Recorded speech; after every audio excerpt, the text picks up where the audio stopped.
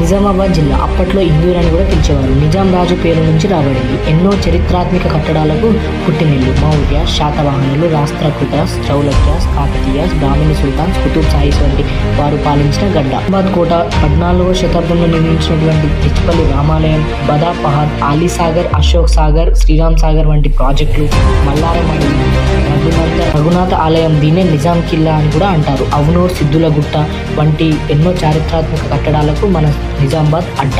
KV Gangadhar వంటి స్వాతంత్ర సమరయోధులు పుట్టిన గడ్డ. వ్యవసాయం, టెక్స్టైల్ ఇండస్ట్రీ వంటి రంగాల్లో ముందంజలో ఉన్న జిల్లా మన నిజామాబాద్. ఇది